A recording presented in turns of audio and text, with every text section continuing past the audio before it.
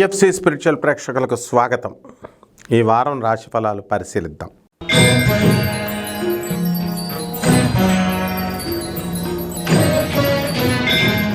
సింహరాశి.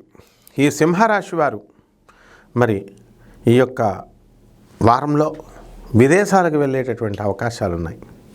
విదేశీ ప్రయాణాలు. తర్వాత ఈ సింహరాశిలో అధిపతి అయినటువంటి సింహరాశికి అధిపతి అయినటువంటి రవి మరి ఈ యొక్క మకర రాశిలో ఉండడం, బుధుడితో సంయుక్తి పొందడం, దీనివలన మీకు బుధాదిత్య యోగం బట్టి కారుల్లో తిరిగేటటువంటి అవకాశాలు కనబడుతున్నాయి. ప్లేనుల్లో ప్రయాణాలు చేసేటటువంటి అవకాశాలు కనబడుతున్నాయి. వాహనాలు లేనటువంటి వాళ్ళు వాహనాలు కొంటారు.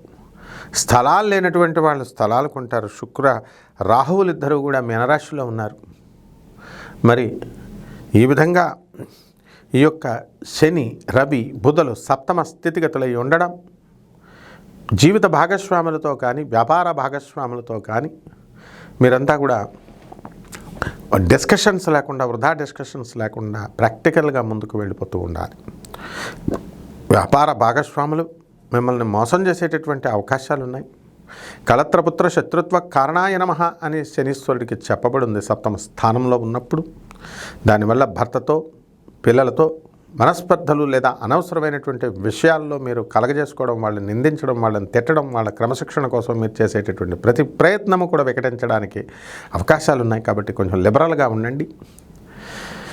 మరి అలాగే ఈ యొక్క శుక్రరాహువులిద్దరూ కూడా అష్టమ స్థితిగతులై ఉండడం వల్ల మీ అత్తగారులతో చిన్న దానికి కూడా మీరు తిట్లు తినడం, మీరు ఎదిరించడం, అత్తగారులతో తలపోట్లు రావడం అనేటటువంటిది జరుగుతుంది. మరి అనవసరమైనటువంటి విషయాలకు కూడా, చిన్న విషయాలకు కూడా మీరు యుద్ధబేరీలు ముగించుకోవడం, ఆ తర్వాత మీరంతా కూడా మనశ్శాంతి కోల్పోవడం, ఇలాంటివన్నీ కూడా మీకు జరగడానికి అవకాశాలు ఉంటాయి.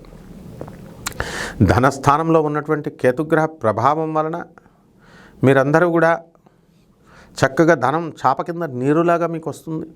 అనేకమైనటువంటి మార్పులు రైతులకి అందరికీ కూడా వస్తాయి. పరిహారాలు ఏం చేసుకోవాలంటే సింహరాశి వారికి శని జపం చేయండి, శని స్తోత్రాలు చదవండి, శనికి కిలోంపావు నల్ల నువ్వులు నల్లని వస్త్రాన్ని పేద బ్రాహ్మణులకి శనివారం నాడు ఉదయం 8 గంటలకి దానం చేయండి. అలాగే రాహు జపం చేయండి, రాహు స్తోత్రాలు చదవండి, రాహు కిలోంపావు మినుముల్ని ఆవుపేడ రంగు ఉన్నటువంటి వస్త్రాలనిచ్చి పేద బ్రాహ్మణులకి మీరు శనివారం నాడు దానం చేయండి. అలాగే దశమహావిద్యల్లో ఒకటైనటువంటి బగలాముఖి అమ్మవారి యొక్క హోమాన్ని కానీ, మహాకాళి అమ్మవారి యొక్క హోమాన్ని కానీ మీ ఇళ్లలో జరిపించుకోవడం ద్వారా బ్రహ్మాండంగా మీకు కలిసి వస్తుంది. శుభమస్తు.